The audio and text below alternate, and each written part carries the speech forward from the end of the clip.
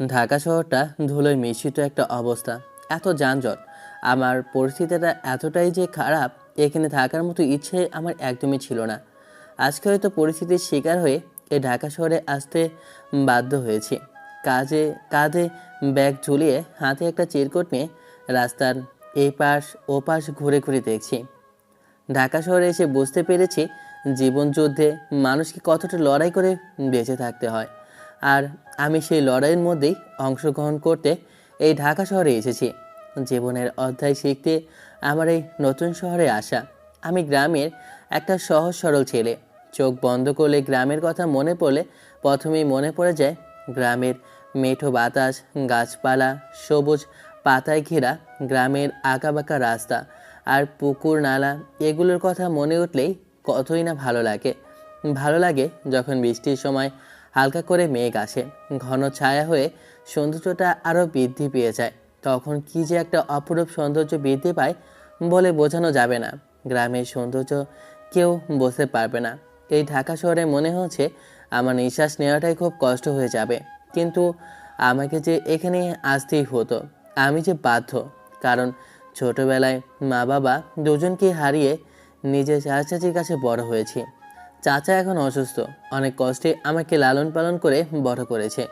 আমি চাই এখন আমার চাচা চাচির জন্য আমি কিছু একটা করি, কারণ ওনারা আমার জন্য অনেক কিছু করেছে এবং আমার একটা দায়িত্ব ওনাদের দেখাশোনা করার জন্য। তাই তো চলে এসেছে এই ঢাকা শহরে। চাচা একটা হাতে খাম ধরিয়ে বলেছিল এইটা তার বন্ধুর ঠিকানা, ওখানে গেলে নাকি একটা চাকরির ব্যবস্থা হবে।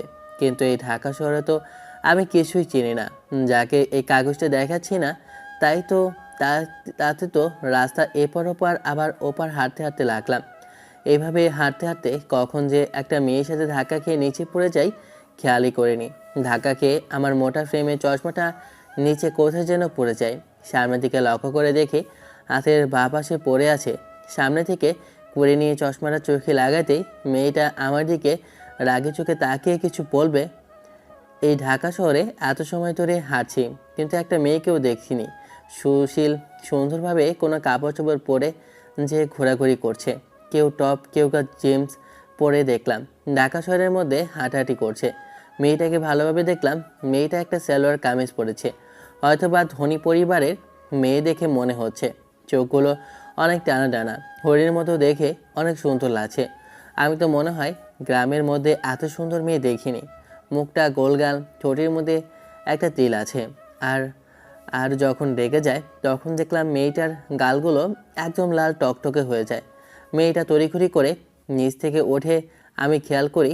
আবার ধাক্কা খেয়ে মেয়েটা অনেকগুলো কাগজ পড়ে যায়। আমি কাগজগুলো উঠিয়ে দিয়ে মেয়েটার হাতে দিলাম।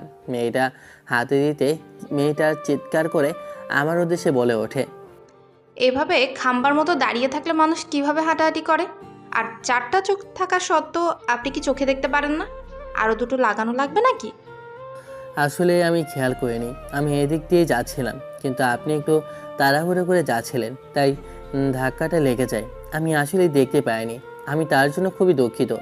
এখন তো আমার মনে হচ্ছে আপনাকে গলা টিপে মেরে ফেলি। এমনি তো অনেক দেরি হয়ে গেছে, রাস্তায় অনেক জ্যাম। মনে হচ্ছে আমার আর কাজটা হলো না। আপনাকে মনে হচ্ছে এক্ষুনি আমি মেরে ফেলি। আমার এক্সামে যদি আর 10 মিনিট লেট হয়ে যায় তাহলে মনে হয় আমাকে ঢুকতেই দিবে না। অসহ্য কোথাকার। মেয়েটা একগাদা কথা শুনে ওখান থেকে চলে যায়। বুঝতে পারলাম না দোষটা তো আমার ছিল না, এরপরে এতগুলো কথা আমাকে কেন শোনালো। আমি পড়ে থাকা ব্যাগটা উঠিয়ে একটু জোরে মুছে এরপর সামনের দিকে হাঁটা ধরি। ঢাকা শহরে অনেকে অনেক রকমের কথা, কারো কথা ভালো, কারো কথা খারাপ। এইসব কথা এড়িয়ে গিয়ে আমাকে সামনে যেতে হবে, এটাই বাস্তব। কোথা থেকে যে এসব অসভ্য ছেলেরা আসে আমি নিজেও জানি না। ওদের কোনো খেয়ে দেয়ে কাজ নেই, শুধু মেয়েদের পেছনেই পড়ে থাকে। এইসব ছেলেদের আমি ভালো মতোই জানি।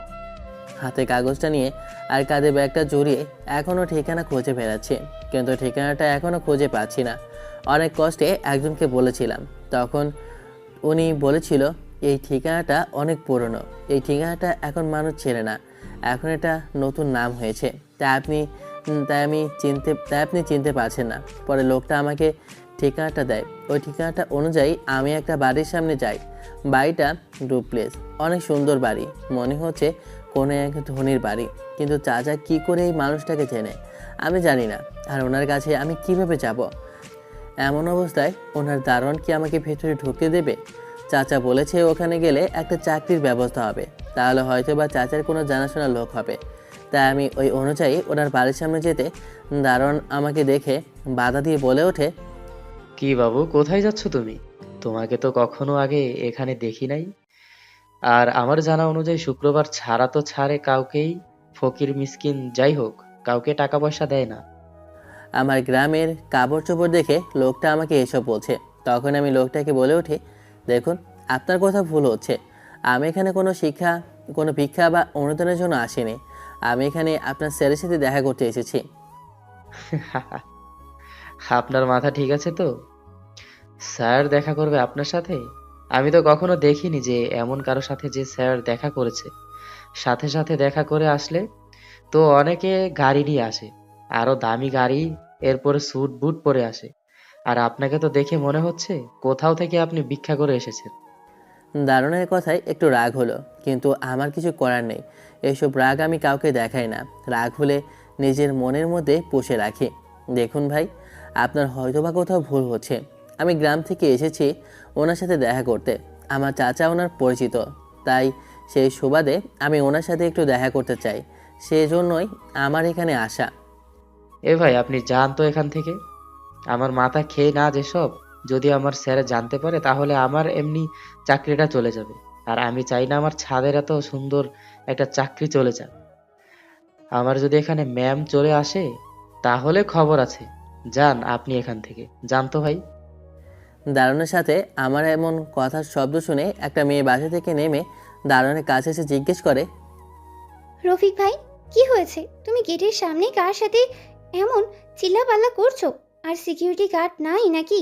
ওদেরকে ডাক দিলেই তো পারো। কে তোমার সাথে কি করেছে? মেয়েটার সামনে এসে কথা বলল। তখন মেয়েটা আমার দিকে তাকালো, আমার দিকে পা থেকে মাথা পর্যন্ত তাকিয়ে বলল, আপনি কে? আপনি এখানে কি চান? আগে তো কখনো আপনাকে এইখানে দেখিনি। আর আব্বু তো এই সময় কাউকে কিছু দেয়ই না।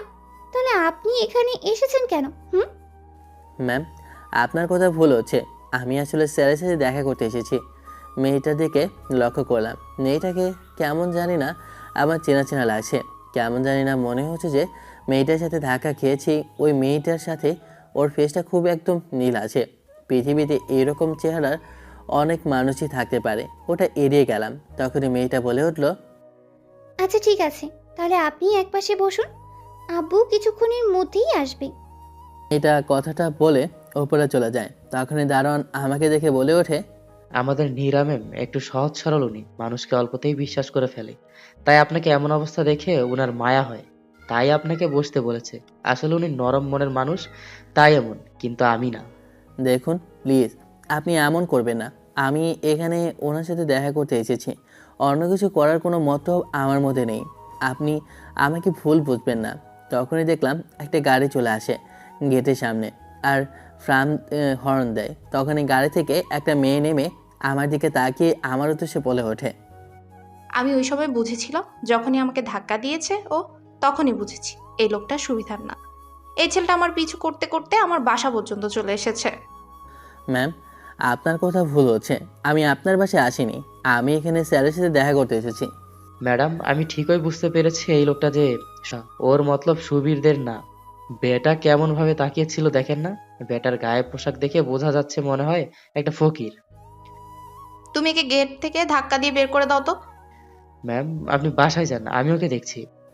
দারোয়ান কথাটা বলে গেটটা খুলে দেয়। তখন মেয়েটাকে গাড়ি নিয়ে ভেতরে প্রবেশ করে। দারোয়ান এসে আমার ঘাড় ধরে ধাক্কা দিয়ে বের করতে লাগলো। গেটের সামনে আসতে আমাকে একটা ধাক্কা দেয়। আমি গিয়ে একটা গাড়ির সামনে গিয়ে পড়ি। তখন এই গাড়ি থেকে একটা ভদ্র স্যুটবুট পরা ব্যক্তি গাড়ি থেকে নেমে আমাকে ধরে বলে ওঠে, এ কি, আপনাকে বাসা থেকে ধাক্কা দিয়ে এভাবে কে বের করে দিয়েছে? আর আপনি আমার বাসার মধ্যে কেন এসেছেন? লোকটার এমন কথা শুনে দারোয়ান হন্তদন্ত হয়ে দৌড়ে এসে লোকটার সামনে এসে বলতে শুরু করে, স্যার, ছেলেটাকে আমার সুবিধা মনে হচ্ছিল না, তাই ওকে আমি বের করে দিয়েছি। আর ও কি সব বলছে, আপনার সাথে নাকি দেখা করবে। এমন একটা ছেলে আপনার সাথে দেখা করতে পারে? তুমি চুপ করো রফিক। কখনো কারো পোশাক দেখে যাচাই বাছাই করতে নেই। কে কেমন, কে কোথা থেকে এসেছে। লোকটা হয়তো বা কোনো বিপদে পড়ে আসতে পারে, আর তুমি তার সাথে এমন ব্যবহার করতে পারো না। কখনো কারো পোশাক দেখে কারো বিচার বিবেচনা করা উচিত না। লোকটার কথা শুনে আমি মুগ্ধ হয়ে গেলাম যে ওনার ব্যবহার এতটা ভালো হতে পারে। তাহলে চাচা সঠিক একজন মানুষের কাছে আমাকে পাঠিয়েছে, কিন্তু চাচার সাথে ওনার কি সম্পর্ক আমার আজও জানা নেই। আচ্ছা বাবা, তোমাকে দেখে তো মনে হচ্ছে তুমি এই ঢাকা শহরের না। তুমি কি গ্রাম থেকে এসেছো?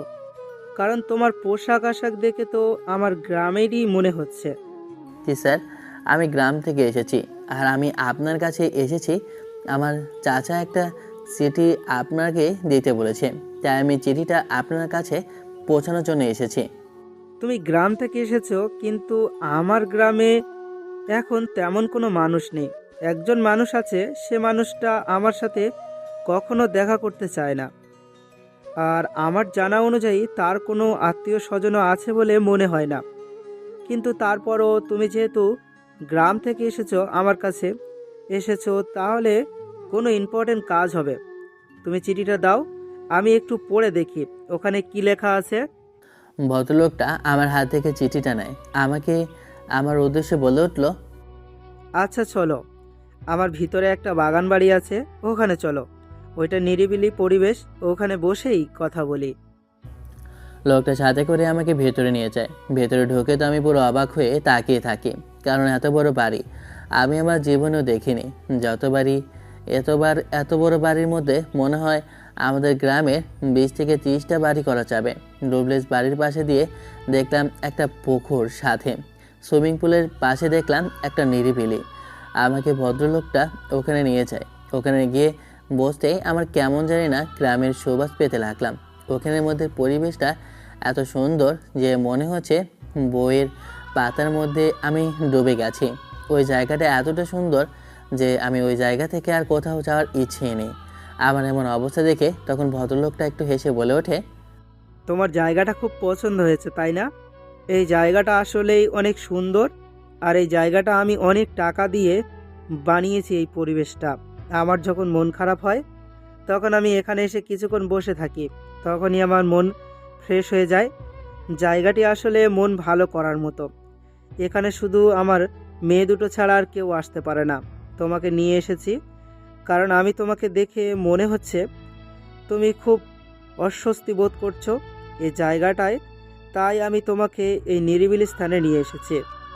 আচ্ছা ঠিক আছে, এখন আমি পড়ে দেখি কি লেখা আছে। কথাটা বলে ভদ্রলোকটা ওই চিঠিটা খুলে পড়তে লাগলো। ওনার চোখ দিয়ে পানি পড়তে লাগলো। আমি অবাক হয়ে তাকিয়ে রইলাম। এ কি এমন কিছু লিখেছে যে কথা শুনে ওই লোকটার চোখ দিয়ে পানি পড়ছে? এর থেকে অবাক করার বিষয় যে চাচা এত একজন ধনী মানুষকে কিভাবে চিনতে পারে। চাচা তো এমন কোনো ব্যাকগ্রাউন্ড আমি শুনিনি, এমনকি কখনো বলেওনি। ছোটোবেলা যখন আমি ঘুমাতাম না, তখন চাচা বলেছিল চাচা আগে নাকি অনেক বড় লোক ছিল, আগে অনেক বড় বড় মানুষের সাথে চলাফেরা করতো। কিন্তু ওই সময় গল্প শুনে আমি ঘুমিয়ে পড়তাম, তাদের সাথে অনেক হাসি ঠাট্টা মজা করতাম। চাচা আমার বাপের থেকে অনেক বেশি ছিল। আমি আমার চাচাকে আমার জীবনের থেকেও বেশি ভালোবাসি, কারণ আমার চাচা আমার বাবার অভাবটা একটু বসে দেয়নি। আমার কোনো চাওয়া আমার চাচা অপূর্ণ রাখেনি, প্রয়োজনে নিজে খায়নি। এরপরে কিন্তু আমার খাওয়ার কোনো কিছুতে কমতি রাখেনি। তখন ভদ্রলোকটা আমাকে উদ্দেশ্য করে বলে ওঠে, বাবা, তুমি কি রহিমের ছেলে? তুমি কত বড় হয়ে গেছো। আমি খোঁজ নিয়ে শুনেছিলাম রহিমের একটা ছেলেকে লালন পালন করেছে। বাবা, তুমি কি রহিমের ছেলে? উনি আমাকে বুকে জড়িয়ে ধরে কান্না করতে করতে কথাগুলো বলল। আমি বুঝে উঠতে পারলাম না যে একজন ধনী মানুষ সাধারণ আমার চাচার কথায় এতটা ভেঙে পড়লো কী করে। হাজারটা কষ্ট মনের ভিতর কেমন জানি ঘুরপাক খাচ্ছে। হয়তোবা ওই তোমার চাচা, কিন্তু উনি তোমাকে নিজের ছেলের মতোই মানুষ করেছে। এই চিঠির মাধ্যমে যা আমি পড়েছি তাই বুঝতে পারলাম যে উনি কখনো তোমাকে ওনার ভাতিজা হিসাবে দেখেনি, সবসময় নিজের সন্তান হিসাবে দেখেছে। এটা ঠিক যে চাচা আমাকে নিজের সন্তানের থেকে বেশি ভালোবাসে, বড় করেছে। আমি হয়তোবা নিজের চামড়া খুলে যদি আমার চাচাকে জুতো বানিয়ে দেই, তারপরেও হয়তোবা ওনার ঋণ পরিশোধ করা হবে না। তাই তো আমি আমার চাচার জন্য কিছু করতে চাই। তোমার চাচার প্রতি তোমার এত ভালোবাসা এবং কি এত উদার মন দেখে আমি খুবই ইমপ্রেস হয়েছি। আমি সত্যিই বুঝতে পেরেছি যে এতটা আদরের ভালোবাসা দিয়ে তোমাকে কেন রহিম এত বড় করেছে। রক্তের সম্পর্ক ছিল যে বড় সম্পর্ক তোমাদের মাঝে আছে, সে কথাটা আমি পরিস্থিতিতে পড়ে বুঝতে পেরেছি। তোমার হয়তো বা এখন মনে হচ্ছে যে আমার সাথে তোমার চাচার কি এমন সম্পর্ক যে আমি এভাবে কথা বলছি। ওনার কথা শুনে আমি মাথা চুলকে বললাম, হ্যাঁ, আসলে আমারও জানা খুবই ইচ্ছে, কিন্তু আমি এতটুকু জানি যে ছোটবেলায় কখনো চাচা আমাকে আপনার কথা বলেনি। আমি যখন বড় হয়েছি, যখন আমার পড়াশোনা মোটামুটি শেষ, তখনই চাচার কাছ থেকে আপনার কথা শুনেছি, কিন্তু আপনার সম্পর্কে এত কিছু বলেনি। শুধু এতটুকু বলেছে ওনার একজন বন্ধু নাকি ঢাকায় থাকে। ও হয়তো বা কখনো তোমাকে বলতো না আমাদের সম্পর্কের কথা। তাহলে শোনো আমাদের সম্পর্কের বিষয়। তোমার চাচা আর আমি দুজনে বেস্ট ফ্রেন্ড ছিলাম, খুব ভালো বন্ধু ছিলাম। আমরা সব সময় একসাথে থাকতাম। আমাদের দুজনের মধ্যে একটা ভালো সম্পর্ক ছিল। তোমার তাছাড়া ছিল দুই ভাই, উনি সবার বড় ছিল। তোমার বাবাকে পড়াশোনার জন্য বাইরে পাঠানো হয়েছিল। এই যে আমার এত অর্থ সম্পদ দেখতে পাচ্ছ, এসব কিছু তোমার চাচার দেয়া। তোমার চাচাই আমাকে ওনার নিজের যে ব্যবসাটা ছিল, ওই ব্যবসাটা দিয়ে চির বিদায় নিয়ে চলে গিয়েছিল। কিন্তু কেন আমার চাচা এমনটা করেছিল, আর কী বা কারণ ছিল? আমাদের কলেজ লাইফ শেষ করে আমরা ভার্সিটিতে উঠে ভার্সিটিতে ফাইনাল এক্সামের সময় একটা মেয়ে নতুন করে আমাদের ভার্সিটিতে অ্যাডমিশন দেয়। ওই সময় অ্যাডমিশন নাই, আমরা বেশ অবাক হলাম। পরে জানতে পারলাম সে সভাপতির মেয়ে। আমাদের সাথে সভাপতির সাথে ঝামেলা ছিল। ওই সুবাদে আমি আর তোমার চাচা দুজনে মিলে প্ল্যান করে আমরা ওই মেয়েটাকে পটানোর চেষ্টা করব। ওই বয়সে তখন আমরা দুজনেই ওই মেয়েকে পটানোর জন্য অনেক চেষ্টা করলাম, কিন্তু আমরা তো ওকে পটাতেই পারলাম না। শেষমেশ তোমার চাচা আর আমি দুজনে ওই মেয়েটার প্রেমে পড়ে যাই। শুনতে অবাক হলেও বিষয়টা এমনই হয়েছিল, কিন্তু বিষয়টা আমরা দুজনকে কেউ কাউকে জানাইনি। দুজনেই দুই কথাটা এড়িয়ে চলেছিলাম। ওই মেয়েটার সাথে আমাদের ভালোই সম্পর্ক ছিল। আমরা তিনজন মিলে ফ্রেন্ডের মতোই ছিলাম। কথায় আছে না যে ভালোবাসা যে কোনো একজনের হয়, দুজন মিলে কখনো ভালোবাসা যায় না। আমাদের ক্ষেত্রে এমন হয়েছিল। আমরা দুজন হয়তো বা ওই মেয়েটাকে ভালোবাসি, কিন্তু আমার থেকে ভালোবাসতো তোমার চাচা সব থেকে বেশি। কিন্তু ওই মেয়েটা আর তোমার চাচাকে ভালোবাসতো না, ভালোবাসতো আমাকে। আমি জানতাম না তোমার চাচা যে ওই মেয়েটাকে ভালোবাসতো। যদি জানতাম তাহলে আমি কখনোই ওই মেয়েটাকে ভালোবাসতাম না। ওই মেয়েটাকে তোমার চাচা কখনোই বলেনি ওই ভালোবাসার কথা, কিন্তু আমি ওই মেয়েটাকে বলে ফেলি আমার ভালোবাসার কথাটা। মেয়েটাও গ্রহণ করে নেয়। আমরা দুজনেই চুটিয়ে প্রেম করি। এই কথাটা তোমার চাচার অজানা। আমার ফ্যামিলিতে কেউ ছিল না। তোমার চাচার ছোটোখাটো একটা ব্যবসা ছিল, ওইটা দিয়ে চলতো। তোমার চাচা আমার খরচ নিজে চালাতো।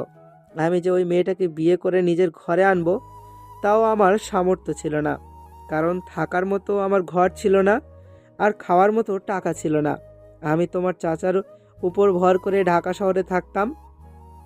একদিন ওই মেয়েটার বিয়ে, তখন আমি তোমার চাচার কাছে সব কিছু খুলে বলি। তখন তোমার চাচা জীবনের ঝুঁকি নিয়ে ওই মেয়েটাকে বিয়ে বাড়ির থেকে পালিয়ে এনে আমার কাছে দিয়ে দেয়।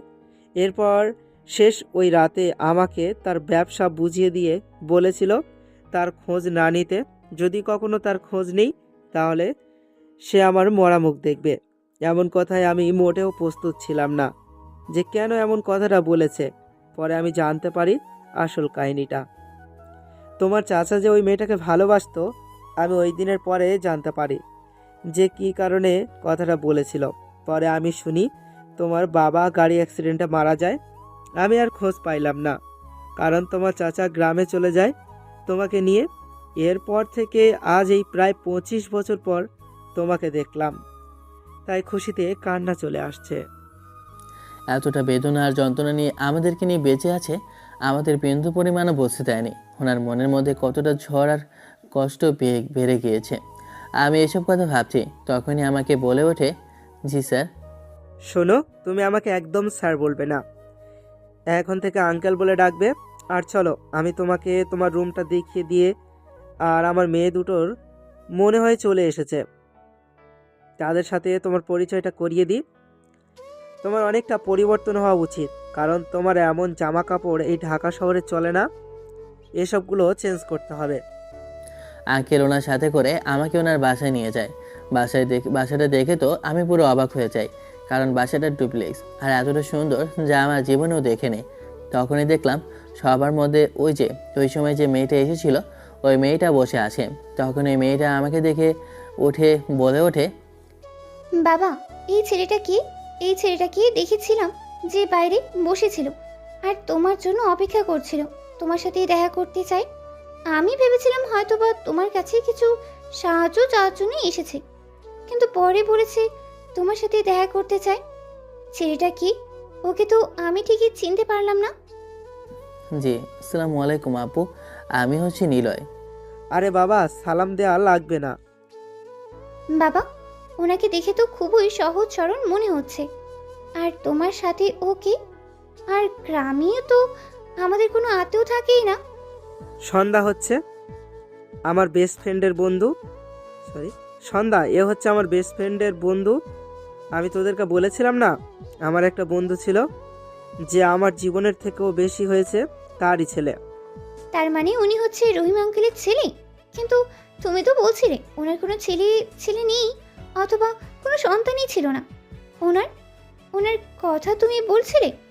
হ্যাঁ, কিন্তু ওনার ভাইয়ের ছেলে ছিল, আর ওর বাবা মারা যাওয়ার পর থেকে উনি ওকে লালন পালন করে আর ওনার নিজের ছেলের থেকেও বেশি ভালোবেসে বড় করে। বাবা, তোমাকে তো পরিচয় করিয়ে দেওয়া হলো না। ও হচ্ছে আমার ছোট মেয়ে নীরা। জি, আমার নাম হচ্ছে নীরা। ও তোমার তো কথা বলতেই ভুলে গিয়েছিলাম, তুমি তো এবার শেষ ফাইনাল ইয়ারে। আমি তোমাকে এখানে একটা ভার্সিটিতে ভর্তি করিয়ে দিব। নীরা যে ভার্সিটিতে পড়ে ওখানে তোমাকে ভর্তি করিয়ে দিব। নিরালু, আর 1 বছর আগে গ্রাজুয়েট কমপ্লিট হয়, তোমরা দুজনে তাহলে একসাথে পড়বে। আর আঙ্কেল কিছু বলবে তখনই উপর থেকে কেউ এসে বলে ওঠে, বাবু, তুমি কার সাথে কথা বলছো? আমি মেয়েটার দিকে ভালোভাবে তাকিয়ে দেখি মেয়েটা আর কেউ না, ওই সময় যার সাথে আমি দেখা করতে গিয়েছিলাম রাস্তায়, তাদেরকে আমাকে বাসা থেকে বের করে দেওয়ার কথা বলেছিল। এটা আমাকে দেখে বলে ওঠে, বাবা, এই ছেলেটা এখানে কি করছে? আর দারোয়ান রফিক কোথায়? কি করে ঢুকতে পেরেছে ও? আমার বাসা পর্যন্তও ঢুকে গেছে। ওর জন্য আমি আমার এক্সামে যেতে পারিনি। আজকে আমার দায়িত্বের মধ্যে ছিল, কিন্তু আমি যেতে পারিনি। মা, তুই একটু শান্ত হ। বিষয়টা হয়েছে কি একটু আমাকে খোড়া করে বল তো, তোর আবার কি করেছে? আরে বলো না, রাস্তার মধ্যে খাম্বার মতো দাঁড়িয়েছিল, তখনই আমি ধাক্কা খেয়ে পড়ে যাই। আর ওর সাথে কথা বলতে বলতেই দেরি হয়ে যায়। সেজন্যই তো আমার প্রিন্সিপালের কাছে অনেক কথাও শুনতে হলো। তুমি তো জানো তোমার বন্ধু ওই লোকটা কতটা ডেঞ্জারাস। সে কলেজের টিচারদেরকেও মাফ করে না যদি একটু ভুল হয়ে থাকে। আর আমাকে তো আর মেয়ের মতো শাসন করবে। অন্য কাউকে করবে হোক বা না করুক, আমাকে ঠিকই করবে। আর এটার পারমিশন তো তুমি দিয়ে দিয়েছো। যা হয়েছে হয়েছে, ও সবার বলে লাভ নেই। ও হচ্ছে ওই যে তোর রহিম আঙ্কেলের ছেলে। তখন ওই মেয়েটা সব কিছু খুলে বলে। তখনই আঙ্কেল বলে, নিলয়, এটা হচ্ছে আমার বড় মেয়ে নীলা। আর নীলা, এ হচ্ছে নিলয়। আর হ্যাঁ নিলয়, তুমি যে ভার্সিটিতে যাবে আর যেখানে আমি অ্যাডমিশন তোমাকে করিয়ে দিব, সেখানে ওই কলেজে নীলা হচ্ছে প্রফেসর। ও তোমার কলেজের ইংলিশ টিচার হয়ে ক্লাস নিবে। ও আচ্ছা, তাহলে ও তোমার বন্ধুর ছেলে, বুঝলাম। যাই হোক, অনেক দূর থেকে এসেছে, এখন ওকে রেস্ট করতে দে। আর হয়েছে কি, ওকে তোরা শপিংয়ে নিয়ে যাস, ওই জামা কাপড় লাগবে ওর। তাহলে চলো বাবা, আমি তোমাকে তোমার ফোনটা দিয়েই দিই। আঙ্কেল আমাকে উপরে তোলা নিয়ে যায়। ওখানে একটা রুম দেখায়। আমি রুমের ভিতরে প্রবেশ করে তো হাঁ করে তাকিয়ে এটা দেখছি, কারণ এত বড় রুম আমি তো জীবনেও কখনো দেখিনি। রুমের মধ্যে সব কিছু সেট করা, ওয়ারড্রোব আছে এবং সব কিছু আছে। সামনে একটা টিভি আছে, মনে হচ্ছে কোনো লাক্সারি বাড়িতে আমি। আঙ্কেল চলে যাবে তখনই পেছন থেকে আমি বলে উঠি, আসলে আঙ্কেল, আমি তো এখানে থাকার জন্য বা পড়াশোনা করার জন্য এইসব সুখ শান্তি মিলে তার জন্য আসিনি। আপনার কাছে এসেছিলাম একটা চাকরির জন্য। আমার চাচা এখন কোনো কাজ করার মতো নেই, ওনার বয়স হয়েছে আর উনি অসুস্থ। আর আমি চাই কিছু একটা করতে। বাবা, আমি তোমার কথা ঠিক বুঝতে পেরেছি। আমি জানি তুমি এখানে কেন। যাই হোক, তুমি চিন্তা করো না। আর তুমি গ্রাজুয়েটটা কমপ্লিট করো। আমি প্রতি মাসে তোমার চাচার জন্য টাকা পাঠাবো। তোমার কাছে যদি কল করে তাহলে বলবে তোমার চাকরি হয়ে গেছে। আর আমি তোমার অ্যাকাউন্ট থেকে তোমার চাচার কাছে টাকা পাঠাবো। তুমি পড়াশোনা করো। আমি এতটুকু আমার বন্ধুর জন্য করতেই পারি। আর তুমি আমার জন্য কেউ না, তুমি আমার আপন মানুষেরই মতো। তোমার গ্রাজুয়েট কমপ্লিট হলেই আমি তোমাকে ভালো একটা পোস্টে জব দিব। তুমি চিন্তা করো না, আগে তুমি পড়াশোনাটা শেষ করো। কথা বলে উনি চলে যায়। আমি আর কিছু বললাম না। আমি ওয়াশরুমে গিয়ে ফ্রেশ হয়ে রুমে বসতেই তখনই আমার হাতের ফোনটা বেজে ওঠে। ফোনের স্ক্রিনে তাকেই দেখে চাচা কল করেছে। ফোনটা রিসিভ করতে ওবাস থেকে চাচাকে সালাম দিতেই চাচা বলে ওঠে, বাবা, তোর তো দেখি খোঁজ খবর নাই। তুই কি ঠিকানা অনুযায়ী পৌঁছেছিস কিনা আমাকে তো এখনো কল করিস না। তোর চাচি তো চিন্তায় হয়রান হয়ে গিয়েছে, তোর কোনো খোঁজ খবর নেই। না চাচা, আমি মাত্র আসলাম আর আমি ফোন দিতে ভুলে গিয়েছিলাম। আসলে ওনার ঠিকানাটা খুঁজে পাচ্ছিলাম না, অনেক কষ্টে খুঁজে বের করেছি। তাহলে তুই ঠিকমতো ওর কাছে গিয়েছিস তো? তোমার কথা অনেকবার জিজ্ঞেস করেছিল, আমি কিছু বলতে পারিনি। তুমি আমাকে বারণ করেছো, তাই আমি কিছু বলিনি। দাদা কেমন জানি গম্ভীর হয়ে চাচা কেমন জানি গম্ভীর হয়ে যায়, কোনো কথা বলে না। ওই কথা বাদ দে। তখন চাচা বলে ওঠে, ওইসব কথা বাদ দে, এখন বল তোর চাকরিটাও দিয়েছে কিনা। যদি না দে তুই এখনই চলে আয়। কি বলো চাচা? উনি না তোমার চিঠিটা পাওয়া মাত্রই আমাকে একটা চাকরি দিয়ে দেয়। উনি বলেছে ওনার অফিসে আমাকে যাওয়ার জন্য। ঠিক আছে, তাহলে আমার আর কোনো চিন্তা রইল না। এখন আমার একটা ইচ্ছে, তোকে বিয়ে দিয়ে আমি আমার নাতি নাতনির মুখ দেখব। এটাই আমার শেষ ইচ্ছা। তোমাকে না বলেছি এসব কথা একবারও বলবে না? তুমি এসব কেন বলছো? শেষ ইচ্ছা মানে কি? তুমি সারা জীবন বেঁচে থাকবে আমার কাছে, ঠিক আছে? আর একটা বারও এসব কথা বলবে না। আরে বাবা, বলবো না বলবো না, এত রাগ করছিস কেন? আমার এখনো বয়স হয়েছে, আর কত, এই 16 বা 17। বুইড়ার ভীমরতি হয়েছে। আমার কাছে ফোনটা দাও, আমি আমার পোলার সাথে কথা বলবো। বাবা নিলয়, তুই খাওয়া দাওয়া করেছিস? কখন গিয়ে পৌঁছেছিস? আমি মাত্র এসেছি আর এখন খাবো। আর হ্যাঁ, চাচাকে কিন্তু ঠিকমতো ওষুধ দেবে, ওনাকে কিন্তু খেতে বলবে, নয় কিন্তু খবর আছে। না, এখন তো সবকিছু চাচার বলবি, আমার তো কোনো খোঁজ খবরই নিবি না। তোমরা না সবসময় বাচ্চাদের মতো করো। তোমরা চিন্তা করো না, আমি তোমাদের কাছে তাড়াতাড়ি চলে আসব। এখানে কাজটা হয়ে গেলে আমি আবার তোমাদের কাছে আসব। এরপরে আমি এখানে একটা বাসা নিয়ে তোমাদেরকে নিয়ে আসব। আর হ্যাঁ নিলয়, তুই কিন্তু নিজের যত্ন নিবি, ঠিকমতো খাওয়া দাওয়া করবে, নয় কিন্তু তোকে মাইর দিব। চাচার সাথে আর কিছু সময় কথা বলে কলটা কেটে দেই। তখনই নীরা রুমে প্রবেশ করে। আমি কি প্রবেশ করতে পারি? হ্যাঁ, আসবে না কেন? এটা আপনাদের বাসা, আপনি যখন ইচ্ছে তখন আসতে পারেন। এখানে তো আমার অনুমতি নেওয়ার কিছুই নেই। আপনি না অনেক সহজ সরল, কথা বোঝেনি না। গ্রামে থাকেন তো, তাই ঢাকার কিছুই জানে না। আপনাকে শিখাতে হবে। আমি মানুষের সাথে কখনো এতটা মিশিনি, তাই আমার এতটা অভিজ্ঞতা নাই তার সাথে কিভাবে কথা বলতে হয়। আচ্ছা, আপনাকে একটা কথা বলতাম। আপনি যদি কিছু না মনে করেন তাহলেই বলতাম। হ্যাঁ বলেন, সমস্যা নেই। কি বলতে চান? আপনার চোখগুলো না একদম বিড়ালের মতো।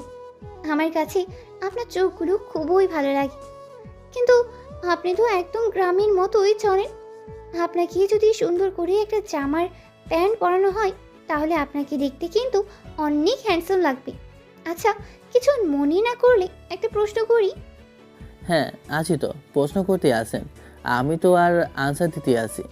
হ্যাঁ আছি তো, আপনি তো প্রশ্ন করতে আছেন আর আমি তো আনসার দিতে আসি। তাহলে আবার জিজ্ঞেস করার কি আছে? আপনি না আসলেই একটা বোকা ছেলে। আচ্ছা বলেন তো, আপনার কোনো গার্লফ্রেন্ড আছে? না, আমি কখনো কোনো মেয়ে মানুষের সাথে কথা বলি না, এবং কি আমি কোনো মেয়ে বান্ধবী বা ফ্রেন্ড এগুলো কোনো কিছুই রাখি না। আমি সবসময় একা থাকতে পছন্দ করি। তাহলে তো ভালোই। এই যুগের মধ্যেই ভালো ছেলে পাওয়া খুবই কষ্টের। আমাদের ঢাকা শহরের মধ্যে তো ছেলেদের কথা বললেই একদম পাপ। ওদের একটা ছেলে তো কম করে হলেও 2-4টা গার্লফ্রেন্ড থাকেই। আমি নীলার সাথে কথা বলছিলাম, তখনই রুমের মধ্যে দেখলাম নীলা প্রবেশ করলো। কিরে, তুই এখানে কি করছিস? তুই যা, তোর পড়তে বস। আপু, সবসময় তো করি। তুমি আসলে শুধু পড়াই বলো। উনি গ্রাম থেকে এসেছে, তাই আমার জানতে ইচ্ছে যে গ্রামের মধ্যে কি কি আছে। তাই আমি ওনার সাথে কথা বলছি। এত কথা বলার প্রয়োজন নেই, তুই যা, তোর রুমে যা। দূর, কিচ্ছু ভালো লাগে না। আচ্ছা নিলয়, আমি তোমার সাথে পরে কথা বলবো। আচ্ছা যাই হোক, আমি তোমাকে একটা কথা বলার জন্য এসেছি। ওই সময় ওর ওই ব্যবহারের জন্য আমি আসলেই দুঃখিত। আমি বুঝতে পারিনি ভুলটা আসলে আমার হয়েছিল। না, সমস্যা নেই। আমি ওটা তো কখনই ভুলে গিয়েছি। আমি ওসব কথা মনে রাখি না। তুমি কি আমার সাথে মজা করছো? আমি আপনার সাথে মজা করব কেন? তাহলে আমি তোমাকে তুমি করে বলছি, আর তুমি আমাকে আপনি করে কেন বলছো? না, আর আপনি আমার সিনিয়র, তাই আমি আপনাকে আপনি বলে সম্বোধন দিচ্ছি। আর বড়দের সম্মান করা আমাদের উচিত। এই ছেলে, এই বেশি কথা বলো না। তুমি আমাকে আপনি করে বলবে না, এখন থেকে তুমি করে বলো। আর তো কি হয়েছে, মাত্র তো 3 বছরের সিনিয়র, এতে কোনো সমস্যা নেই। আর তুমি আমাকে তুমি করেই বলবে, ব্যাস। আর যদি তোমাকে শুনি আপনি করে বলতে, তাহলে কিন্তু তোমার খবর আছে। আর আমার নাম নীলা, নীলা বলেই ডাকবে, ওকে? নীলা আমার গায়ের উপর দিয়ে কথাগুলো বলতে লাগলো। ওর গরম নিঃশ্বাস আমার মুখে এসে লাগতে লাগলো। আমি ভয়ে ভয়ে উত্তর দিলাম, আচ্ছা ঠিক আছে, আপনি যা বলবেন আমি তাই রাখবো। ও সরি, না না, তুমি বলে ডাকবো, চলবে? Good bye. সকাল সকাল রেডি থেকো, আমরা শপিংয়ে যাব। আচ্ছা ঠিক আছে। তখনই আঙ্কেল নিচে আসার জন্য ডাকে, কারণ খাবার হয়ে গেছে। বুয়া টেবিলে খাবার দিয়ে গেছে। তখন আমি আর নীলা নিচে যাই। কিছুক্ষণ পরে সবাই মিলে খাওয়া দাওয়া করছিলাম। তখনই দেখলাম কেউ আমার পায়ের মধ্যে খোঁচা দিচ্ছে। আমি ভালোভাবে তাকিয়ে দেখি নীরা। কি হয়েছে? আপনি কাশছেন কেন? পানি খাবেন? পানি নিন। ওদের দুই বোনের হয়েছেটা কি আমি বুঝতে পারছি না। আর আমি আর আমার দিকে তাকাতেই একটা চোখ টিপ দেয়। বাবা শোনো, তোমার যদি কোনো সমস্যা বা অসুবিধা হয় তুমি অবশ্যই নীলাকে জানাবে। আর কোনো তোমার টাকা পয়সা লাগলে নীলা তোমাকে দিবে, কোনো সমস্যা নেই। আর হ্যাঁ, তোমার যা লাগে সব কিছু আমি নীলাকে বলেছি। নীলা আমাকে সব কিছু নিয়ে দেবে। আসলে আমি অফিসের কাজের জন্য সব সময় বাইরে থাকি, তো বাসায়ও তেমন একটা আসতে পারি না। ওদের মা মারা যাওয়ার পর থেকে আমি ওদেরকে এতটা আর আদর যত্নে রাখতে পারলাম না। কথাটা বলে আঙ্কেলের মনটা খারাপ হয়ে যায়। তখন খেয়াল করলাম চুপ হয়ে যায়। আঙ্কেলের মন খারাপ করবেন, আঙ্কেল মন খারাপ করবে না। মানুষের জীবনে ভালো খারাপ অনেক কিছুই আছে, এগুলো নিয়ে মানুষকে বেঁচে থাকতে হয়। এগুলো নিয়ে মন খারাপ করলে আরও খারাপ লাগবে। আঙ্কেলের সাথে আর কিছু কথা বলে কোনো রকম খাওয়া দাওয়া করে আমি উপরে চলে যাই। এরপরে একটা ঘুম দেই। সকালবেলা ঘুমিয়ে আসি। তখনই চাচা কল করে ঘুম থেকে উঠিয়ে দেয়, নামাজের জন্য বলে। আমি মসজিদে গিয়ে নামাজ পড়ে বাসায় আসি। বাসায় এসে দেখি এখনও নীলা ঘুমাচ্ছে। কিছু না বলে আমি উপরে চলে যাই। উপরে গিয়ে রেডি হচ্ছি।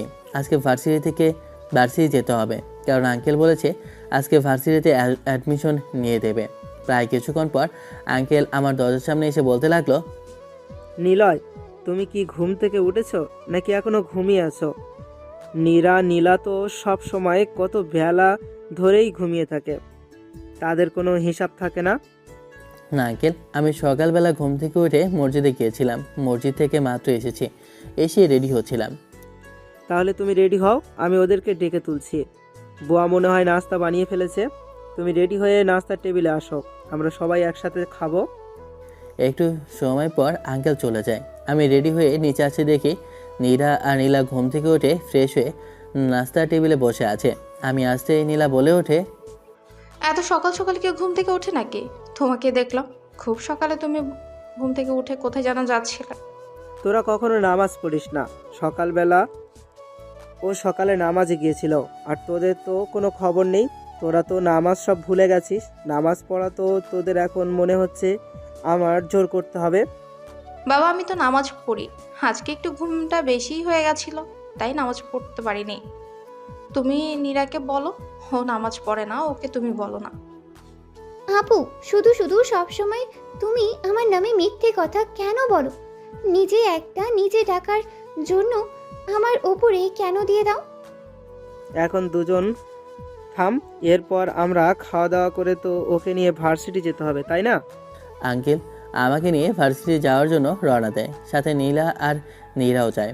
ভার্সিটির কাছে আসে আমি গাড়ি থেকে নামতে খেয়াল করলাম ভার্সিটির অনেকগুলো লোক আমার দিকে তাকিয়ে আছে। মনে হচ্ছে আমার পোশাক আশাক দেখে আমার দিকে এভাবে এলিয়েনের মতো তাকিয়ে আছে। আমি মনে হচ্ছে কোনো প্রাণী। নীলা, আজকে তো তুই ক্লাস করাবি না, তাহলে নিলয়কে নিয়ে যাস শপিং মলে, ওর কিছু জামা কাপড়ের প্রয়োজন আছে, আর আমি প্রিন্সিপালের সাথে কথা বলে আসি। আঙ্কেল আমাকে নিয়ে প্রিন্সিপালের কাছে নিয়ে যায়। প্রিন্সিপালের সাথে কিছু কথা বলে আমার অ্যাডমিশন করিয়ে দেয়। নীলাকে বলে আমাকে নিয়ে শপিং মলে নিয়ে যাওয়ার জন্য। না আঙ্কেল, আমার সমস্যা নেই, আমার কিছুই লাগবে না। তুমি খেয়াল করেছো ভার্সিটির মানুষেরা, ওই ছেলেগুলো, ওরা তোমার দিকে কিভাবে তাকিয়ে রয়েছে? মনে হচ্ছে তুমি অন্য গ্রহের প্রাণী। বাবা, আমিও নীলার সাথে যেতে চাই, আর নিলয়ের চাওয়া পছন্দ করে দেব আমি। তোকে যেতে হবে না, তুই তোর ক্লাসে যা, আমি ওর সাথে যাচ্ছি। আর তোর যাওয়ার কোনো প্রয়োজন নেই, তোর এমনিতেই ক্লাস আছে, সামনে এক্সাম, তোকে মন দিয়ে পড়তে হবে। যা এখন যা। ওটা কর, আমি গেলে এমনটা কি হতো? আমি খেয়াল করলাম আমার সাথে যাওয়া নিয়ে নীলা কেমন একটা বিরক্তি ফিল করছিল। আর অন্য সময় তো নীলার জন্য এমন বিরক্তি ফিল আমি দেখিনি, কিন্তু আমার সাথে যাওয়া নিয়ে ওরা বিরক্ত কেন বুঝে উঠতে পারছি না। আঙ্কেল আমাদেরকে এসব বলে উনি অফিসের উদ্দেশ্যে রওনা দেয়। নীলা আর নিজেদের বাইকটা পার্সিটি থেকে নামিয়ে আমাদের দেখে বলে ওঠে, ওঠো, বাইক চালো, আমি পেছনে বসছি। ওর উত্তরে আমি কেউ তো দেবো কিছু মাথায় ঢুকছে না, কারণ আমি যে কখনো বাইক চালাইনি। আমি তো বাইক চালাতে পারি না, এখন ওকে আমি কি করব। আমি তো হাবলাতের মতো দাঁড়িয়ে আছি। আমার এমন অবস্থা দেখে নীলা আমার দিকে তাকিয়ে আবারও বলে ওঠে, কি হয়েছে, তোমার বাইকে বসছো না কেন? আসলে আমি তো কখনো বাইক চালাইনি, আর আমি তো বাইক চালাতে পারি না, তাহলে আমি কিভাবে সামনে বসে বাইক চালাবো? ছেলে মানুষ বাইক চালাতে পারে না, এটা শুনে আমার খুব হাসি পাচ্ছে। আচ্ছা তুমি ওটার পেছনে বসো, আমি চালিয়ে তোমাকে নিয়ে যাচ্ছি। পাশে ধরার মতো একটা জায়গা পেয়েছিলাম, পাশটা ধরলাম। আমি এতটা একটা বাইকে চড়িনি, কিন্তু নীলার স্পিডটা খুবই বেশি। ওর বাইক রাইডিংটা খুবই ভালো মনে হচ্ছে। ও একা থেকে বাইকটা চালায়, ও আগে থেকে বাইকটা চালায়। ও হিসাবে ওর বাইক স্কিলটা খুবই দুর্দান্ত। আমি অন্য কিছু ধরে সামলাতে পারছি না। তখনই আমি নীলার কোমরটা চেপে ধরি। বজ্জাত ছেলে রে বাবা, একদম রোমান্টিকের মতো আমার কোমরটা কিভাবে চেপে ধরেছে। যে জায়গায় আমি ওকে ধরবো সে জায়গায় ও আমারে ধরছে, কিন্তু আমার কাছে ফিলটা খুব ভালোই লাগছে। এমনিতেই ভয় ওর কোমরটা ধরে আছি, তার উপর আমার খুব লজ্জা লাগছে। ও আবার কিছু মনে করে নাকি, আবার বাড়ি থেকে নেমে ঠাস করে দুটা থাপ্পড়ি বসিয়ে দেয় নাকি। প্রায় কিছুক্ষণ পর একটা সামনে শপিং মলের সামনে আসি। শপিং মলের সামনে আসতেই সন্ধ্যা আসতে আমি তাড়াহুড়ো করে গাড়ি থেকে নেমে যাই। আবার এমন অবস্থা দেখে নীলা হেসে বলে ওঠে, আরে তোমাকে দেখে তো মনে হয়েছে তুমি ভয় পেয়েছো, তাই তো তুমি আমাকে এভাবে শক্ত করে ধরে রেখেছিলে। ভয় পাওয়ার কিছু নেই, আমি আসলে এমনভাবেই রাইড করি। সমস্যা নেই, আমি কোনোদিন তোমাকে বাইক চালানো শিখিয়ে দিব। নীলা আমাকে নিয়ে একটা শপিং মলে নিয়ে যায়। ওখানে গিয়ে ওর পছন্দ অনুযায়ী আমার জন্য জামা প্যান্ট কিনতে থাকে। এরপরে ওপরে একটা শর্ট দোকানে যায়।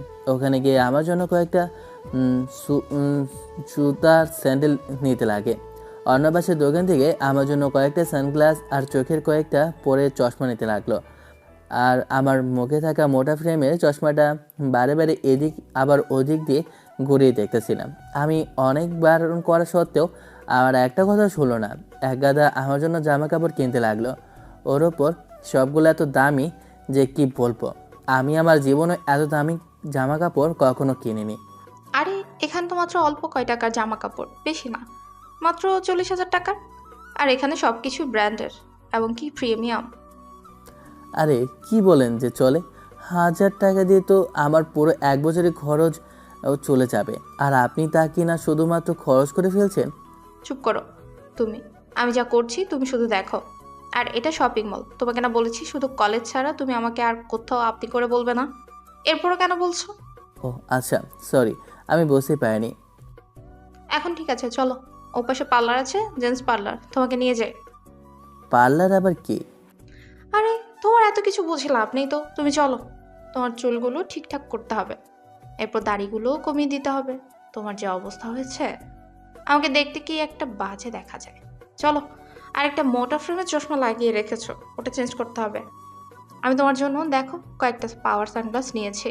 কথাটা বলে নীলা আমাকে পাশের ওই পার্লার কথাটা বলে নীলা আমাকে পাশের ওই পার্লারটায় নিয়ে যায়। ওখানে নিয়ে যাওয়া মাত্রই একটা মেয়ে এসে আমাকে একটা রুমে নিয়ে গিয়ে চুল কাটার জন্য যায়। এই যে শোনো না, উনি আমাকে কোথায় নিয়ে যাচ্ছে? আর এত ভয় পাচ্ছ কেন? উনি তোমার হেয়ার কাট করে দিবে, উনি হেয়ার স্টাইলিশ। আমার কেমন জানি ভয় লাগছে। আমার আমার কথা শুনে পাশে থাকা সেই সব জেন্টস পার্লারের কর্মীরা ছিল, ওনারা হাসতে লাগলো আমার এমন কর্মকাণ্ডে। আমি একটু লজ্জাবোধ অনুভব করলাম। আমি মাথা নিচু করে রইলাম। তখন নীলা সবার উদ্দেশ্যে বলে ওঠে, এই যে, আপনাদের সমস্যা কি? আপনারা কি কাস্টমারকে এভাবে ট্রিট করেন? আর আপনাদের নামে আমি কমপ্লেন দিব। এখানে আপনারা যেখানে জব করছেন, এটা কার আপনারা জানেন? এটার ওনার কে? আপনারা এগুলো সম্পর্কে কোনো ধারণা আছে? আপনারা কেমন ক্রিয়েট করছেন? তখনই ভেতর থেকে ম্যানেজার এসে নীলাকে দেখে হাত জোর করে ক্ষমা চায় এবং সে বুঝতে পারে যে এই শপিং মলের মালিক হচ্ছে নীলার বাবা, আর বলে ওদের ব্যবহারের জন্য আন্তরিকভাবে দুঃখিত। আসলে ওদের কোনো দোষ নেই। ওরা আমার মতো এমন লাজুক ছেলে কখনো দেখেনি যে জেন্টস পার্লারে এসে এমন বিহেভ করে। ও গ্রাম থেকে এসেছে, তাই ওর এমন জিনিসে কোনো অভ্যস্ত নেই, তাই ওর কাছে কেমন যেন লাগছে। আপনারা ওকে সুন্দরভাবে একটা হেয়ার কাট করে। আমি কিছু বললাম না, ওই মেয়েটার সাথে গেলাম। তখন মেয়েটা আমাকে একটা রুমে নিয়ে যায়। ওখানে নিয়ে গিয়ে আমার চুলগুলো কাটতে লাগলো। আর চুল কাটার সময় আমার যেন ঘুম চলে আসে। আমি যখন ঘুম থেকে উঠি আমার আয়নার দিকে তাকাই, আমি তো মনে হচ্ছে আমাকে আমি চিনতে পারছি না। এটা কে? আমি তো আমাকে বিশ্বাসই করতে পারছি না। এটা কি আমি? আমাকে এত সুন্দর লাগছে, আমি তো কিছুই বুঝতেছি না। এটা আমি নাকি আমার মতো কোনো একটা ছবি। তখন দুটো ছেলে আমাকে একটা জামা দিয়ে যায়। বুঝতে পারি নীলা যে জামাগুলো আমার জন্য কিনেছিল এগুলো দিয়ে যায়, আর একটা স্যুটও দিয়ে যায়। এগুলো পরার জন্য একটা রুমে আমাকে নিয়ে যায়। এরপর ওরা চলে যায়। আমি আমার মতো করে সুন্দর করে ওই শার্ট প্যান্ট আর সুজুতা পরে সানগ্লাস চোখে দিয়ে বের হতে আমি যতটুকু ভেবেছিলাম তার থেকেও বেশি সুন্দর লাগছে। আমি তো একদম ফিদা হয়ে গেলাম। আমার কাছে তো মনে হচ্ছে যেন কোনো তামিল সিনেমার নায়ক আমার সামনে দাঁড়িয়ে আছে। নীলা আমার দিকে হা করে তাকিয়ে রইল। আমি এটা দেখে ওর উদ্দেশ্যে বলে উঠলাম, আমি এসবের কখনো কমফোর্টেবল না। আপনি এভাবে হা করে তাকিয়েছেন কেন? কই কিছু না তো। তোমাকে কি হ্যান্ডসাম লাগছে এখন? যে কোনো মেয়ে তোমাকে দেখলে একদম ফিদা হয়ে যাবে। এখানে তো অনেক সময় খেয়ে ফেলেছো, এখন তো বাসে যেতে হবে। ও হ্যাঁ, ঠিকই বলেছ। চলো তোমাকে বাসায় দিয়ে আসি। মার্কেটের মেয়েগুলো হা করে নিলয়ের দিকে তাকিয়ে আছে, মনে হচ্ছে কোনো ছেলে আর কখনো দেখেনি। অবশ্য তাকানোর কোনো কারণ দেখছি না, কারণ ওকে এখন যে স্মার্ট লাগছে, পুরো মার্কেটের মধ্যে এমন কোনো হ্যান্ডসাম ছেলে নেই। বুঝতেছি না, আপনার চোখ দেখে মনে হচ্ছে আপনি রেগে আছেন। কিছু কি হয়েছে নাকি? এখনো কিছু হয়নি, যে কোনো মুহূর্তে হতেও পারে। আপনি চলেন তাড়াতাড়ি, বাসায় যাব। আপনার কিছুই আমি বুঝতে পারছি না। কখন কি হয় আমি তো আসতে চাই না এখানে। আপনি নিয়ে এসেছেন, আবার আপনার রাগ হচ্ছে? এই, এত কথা বলেন কেন? চলেন না, মাথা গরম হয়ে যাচ্ছে। আর এত সুন্দর করে সাজানোর কি আছে? আমি কি আবার কিছু বলেছি নাকি? না, আমি কিছু বলিনি, বলছি তাড়াতাড়ি হাঁটুন, বাসায় যেতে হবে। হ্যাঁ চলুন। আমি বাইকে বাসার উদ্দেশ্যে আমরা দুজন রওনা দিয়ে একটু সময় পর বাসায় চলে আসি। বাসায় আসে দেখি নীরা আমার দিকে হা করে তাকিয়ে আছে। কিরে নীরা, তুই এখানে বসে কি করিস? আর এভাবে নীলার দিকে তাকিয়ে আছিস কেন? বাসায় যা। নিলয়, তোমাকে যে হেব্বি লাগছে, মনে হচ্ছে কোনো তামিল সিনেমার সুপারস্টার। তোমাকে দেখলে তো যে কোনো মেয়ে ফিদা হয়ে যাবে। বলতে গেলে তোমাকে দেখে তো আমি নিজেই ক্রাশ খেয়ে গেলাম। এই, আমি এখানে দাঁড়িয়ে আছি আর তুই কি সব বলছিস? এক্ষুনি তুই রুমে যা, তোর পড়া আছে না? নীলা ফটো আগে এমন ছিল না। আমি নিলয়ের সাথে কথা বললি নীলা আপু এমন করে কেন? নীলা ভূত কখনো কোনো ছেলেকে ভালোবাসেইনি। তাহলে কি নীলা আপু নীলার প্রতি দুর্বল? না, এটা হতে পারে না। নীলা আপু ওকে ভালোবাসতে পারেই না, কারণ আমি নিজেকে ভালোবেসে ফেলেছি। আর আমি হৃদয়ে আমাকে ছাড়া আর কাউকেই হতেই দেব না। তুই আবার এখানে দাঁড়িয়ে দাঁড়িয়ে কি ভাবছিস? এখনো রুমে যাসনি তুই? আমি বুঝতেছি না ওরা দুই বোন এমন করছে কেন। আমি যতটুকু জানি ওরা দুই বোন নাকি এখনও ঝগড়া করে না, কিন্তু এখন আমি আসার পরে তো দেখছি দুজনের সাথে দুজনের ঝগড়া করছে। এর মধ্যে আঙ্কেল চলে আসে। আঙ্কেল নিচে আসতে আমাকে দেখে বলে ওঠে, বা নিলয়, তোমাকে তো এখন বেশ লাগছে, খুব ভালো মানিয়েছে। এখন তো কোনোভাবে মনে হচ্ছে না যে তুমি গ্রাম থেকে এসেছো, মনে হচ্ছে শহরের কোনো প্রিন্স। বাবা, তুমি এত তাড়াতাড়ি যে অফিস থেকে চলে এসেছো, কোনো সমস্যা হয়েছে নাকি তোমার শরীর খারাপ? আরে মা, আমার শরীর মন সব কিছু ঠিক আছে। আসলে আগামীকালকে একটা পার্টিতে যেতে হবে, আমার বন্ধুর মেয়ের জন্মদিন। ওই পার্টিতে আমাদেরকে ইনভাইট করেছে, ওই জন্য আমি তোদেরকে বলতে এসেছি। এখন বল, তোরা কে কি পরবি? আমি কল করে বলে দিচ্ছি, পরে সব কিছু নিয়ে আসবে। নিলয়, তোমার কিছু লাগবে নাকি? তাহলে কল করছি, ওরা তোমার জামা কাপড় নিয়ে আসবে, তোমরা যা পছন্দ তা নিয়ে নিও। না আঙ্কেল, এমনিতেই নীলা আমাকে জানিয়ে দিয়েছে, তাই আমার মনে হচ্ছে পুরো বছর চারেক চলে যাবে। এত জামা কাপড় আমি জীবনে কখনো দেখিনি, আবার এত জামা কাপড় প্রয়োজনও নেই। আর এমনিতেই শাড়িতে নারী মানায়, আর পুরুষে পাঞ্জাবিতে। আমার কথাটা শুনে নীলা আর নীরা দুজনেই একসাথে আঙ্কেলের উদ্দেশ্যে বলে ওঠে, বাবা, আমি শাড়ি পরবো। তুমি সারা বেলাকে বলো শাড়ি দিয়ে বাসায় যেন চলে আসে। বাবা, তুমি আমার জন্য শাড়ি আনতে বলো, আমিও শাড়ি চুজ করব। আমি পার্টিতে শাড়ি পরেই যাব। বাবা, তোরা তো কখনো শাড়ি পরিস না। শাড়ি পরতে বলতে গেলে তো তোরা পারিস না। শাড়ি পরার জন্য কতবার যে তোদেরকে বলেছে, তার কোনো হিসাব নেই। এখন তোরা নিজে থেকে বলছিস শাড়ি পরবি। হ্যাঁ বাবা, তোমাকে যা বলছি তাই করো। তখন আঙ্কেল হ্যাঁ সম্বোধন দিয়ে ওখান থেকে চলে যায়। আমার শরীরটা খুবই ক্লান্ত লাগছিল, তাই আমি উপরে গিয়ে রেস্ট করতে থাকি। ক্লান্ত শরীর নিয়ে আমি শুয়ে পড়ি। তখনই নীরা এসে আমাকে ডাক দিয়ে বলতে লাগলো, এই নিলয়, ওঠ না, শাড়িটা একটু পছন্দ করে দাও না। আমি উপরে এসে বললাম, আচ্ছা ঠিক আছে, তোমরা নিচে শাড়ি দেখো, আমি বলে দেব কোনটা মানাবে। নীলার থেকে ইশারা দিয়ে বলে কোনটা নিব। আমি নীলাকে ইশারা দিয়ে নীল শাড়িটা দেখিয়ে দিয়ে নীলা ওই শাড়িটাই নেয়। নীলা এই বিষয়টা দেখেনি। তখন নীলা আমাকে একটা চোখ টিপ দিয়ে বলে, শাড়ি কোনটা নেওয়ার জন্য। আমি ওকে হলুদ রঙের শাড়িটা দেখিয়ে দিই, ও হলুদে শাড়িটা নিয়ে নেয়। আমি ওদের দুজনে কাণ্ড কারখানা কিছুই বুঝেছি না, ওরা আমাকে নিয়ে এমন করছে কেন। ওদেরকে শাড়ি পছন্দ করে দিয়ে আমি নিচে আসবো, তখনই দুজন দুই হাতে দুটো পাঞ্জাবি নিয়ে আমার কাছে এসে বলতে লাগলো, এই পাঞ্জাবিটা আমি তোমার জন্য নিয়েছি, এ নাও, এটা তুমি পরে আমাদের সাথে যাবে। আমিও তো তোমার জন্য একটা পাঞ্জাবি পছন্দ করেছি, তুমি এটা পরে আমার সাথেই যাবে। তুই আবার এটা কখন নিলি? তোকে এত কিছু করতে কে বলেছে? এতবার আমি ভালো না? আমি তোর বড়, হাত তুই কি বুঝবি এসবের? আপু, আমি তোমার থেকে এখন বেশি বুঝি। তুমি কেন এমন করছো? আমি নীলের জন্য এগুলো পছন্দ করেছি। নিলয় তোর বড় হবে, ওনাকে ভাইয়া ডাকবি। আমি ওকে ভাই ডাকতে পারবো না, আর তোমাকে তুমি করে বলে কত তোমার ছোট। আমি ওকে অনুমতি দিয়েছি দেখার জন্য, তাই ও ডাকছে, তাতে তোর সমস্যা কি? ওদের কাণ্ড কারখানা দেখে আমি কি করবো কিছুই বুঝতে পারছি না। ওরা দুজন আমাকে নিয়ে ঝগড়া করছে। আঙ্কেল থেকে যতটুকু শুনেছি ওরা কখনো ঝগড়া করে না, কিন্তু আমাকে নিয়ে কেন বা ওরা এমন ঝগড়া করছে। আচ্ছা দাঁড়াও, আমি তোমাদের দুজনের একটাও পরবো না, বরঞ্চ তোমাদের পছন্দের যে নীল কালার দিয়েছো ওই নীল কালারের মধ্যে আমার একটা পাঞ্জাবি আছে, ওটা আমাকে অনেক মানায়, আমি ওটাই পরে আসি। তখন নীলা আর নীরা দুজনেই নিজেদের রুমে যায় জামা চেঞ্জ করার জন্য, কারণ কিছুক্ষণ পর আমরা পার্টিতে যাব। আমি আমার রুমে যাই জামা চেঞ্জ করার জন্য। আমি পাঞ্জাবিটা পরে নিচে আসি দেখি নীলা নীরা দুজনেই তাদের নিজেদের ড্রেস চেঞ্জ করে নিচে নেমে বসে আছে। আমি তো দুজনের দিকে তাকিয়ে একদম ক্রাশ খেলাম। আমি খেয়াল করলাম ওরা দুজন আমার দিকে হা করে তাকিয়ে রইল। আমি একটু লজ্জা পেলাম। তখন আমি ওদের উদ্দেশ্যে বলে উঠলাম, তোমাদেরকে কিন্তু অনেক সুন্দর লাগছে। সত্যিই বলছো? আচ্ছা বলো তো, শাড়িটা আমাকে মানাচ্ছে নাকি নীরাকে? ওদের দুজনের এমন পাগলামো কথায় আমি যে কি উত্তর দিব নিজেও চাই না। আসলে তোমাদের দুজনকে অসম্ভব সুন্দর লাগছে। আমি জানি তুমি যেটা পছন্দ করে দেবে ওটা অবশ্যই সুন্দর লাগবে। নীলার কথায় কেমন যায় না, নীলা একটু বিরক্ত ফিল হয়। তাই নীলা বলে ওঠে, আব্বু গাড়ি পাঠিয়ে দিয়েছে, বলেছে ওই গাড়ি করে যাওয়ার জন্য। নিলয় তুমি আমার সাথে যাবে? কেন আপু, আমিও তোমাদের সাথেই আসতেছি, দাঁড়াও। তুই উপরে গিয়ে আমার ছোট্ট ব্যাগটা নিয়ে আয়, ওখানে ইনভিটেশন কার্ডটা আছে।